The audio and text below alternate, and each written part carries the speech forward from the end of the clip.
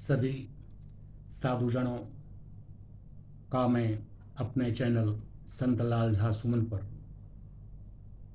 सादर नमन करता हूँ और आग्रह करता हूँ कि आप सभी हमारे चैनल को सब्सक्राइब करें और लाइक करें, ताकि मंत्र के विविध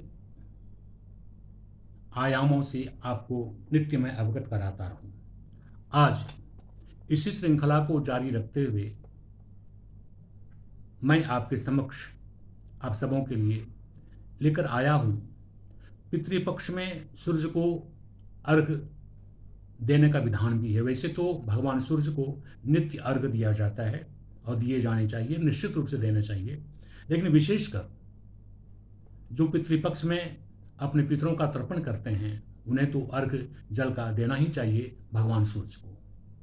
भगवान सूर्य शक्ति के पुंज हैं और हमें शक्ति की प्राप्ति, तेज का जो हमारे शरीर में संचार होता है, ज्ञान का जो संचार होता है, वह सूर्यदेव के कृपा से प्राप्त होता है।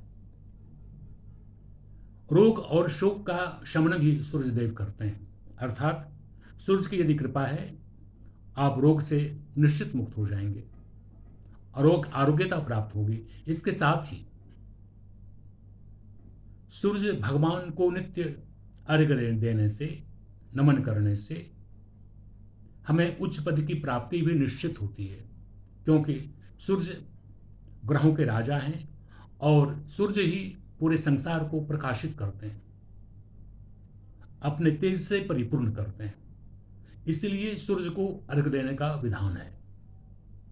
हमारे शास्त्रों में शास्त्रकारों ने स्पष्ट वर्णित किया है, जापा कुसुम संकाशम काश्यपेयम महाद्युतिम तमो हरिम सर्व पापघ्नम प्रणतोस्मि दिवाकर। सभी पापों को हरते हैं हमारे दिवाकर यानी सूर्यदेव, इसलिए उन्हें नित्य नमन किया जाता है। और आज सूर्य को अर्घ्य कैसे दिया जाए, इसमें बस विशेष कुछ नहीं है। नित्य जैसे आप प्राणायाम करते हैं, प्राणायाम करें और आचमन करें। आचमन प्राणायाम के बाद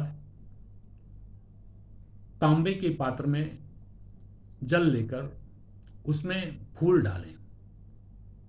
संभव हो तो लाल रोड़ी उसमें अवश्य मिला दें, जिसको रोड़ी लोग कहते हैं, और भगवान सूर्य के सम्मुख खड़ा हो जाएं। यदि सूर्य अपनी लालिमा को लिए हुए अपने किरणों को फैला रहे हों तो अति उत्तम है, यानी सूर्योदय काल में ही सूर्य को अर्घ देने का विधान है। ऐसे तो सूर्य को मार्तंड कहा गया है और उन्हें जल देने का विधान इस पितृपक्ष में दोपहर में है। और उनके लिए है कि यदि आपको वाकई शक्ति का संयोजन करना है, तेज को प्राप्त करना है, रोग शोक से मुक्त होना है, तो सूर्य को अर्घ दें। और अर्घ पूर्वाभिमुख होकर देना है उन्हें, और उनके लिए मंत्र है, नमो विवस्वते ब्रह्मण भास्वते विष्णु तेजसे जगत सवित्रे शुचये सवित्रे कर्मदायिने। इस श्लोक को पढ़ते हुए और जल की धारा उन्हें दें, और कम से कम उनको जल की 3 धारा देनी चाहिए न्यूनतम। इसके बाद सूर्य को जल की धारा देने के बाद सूर्यदेव को प्रदक्षिणा करनी चाहिए। तत्पश्चात उन्हें साष्टांग प्रणाम करने का विधान है।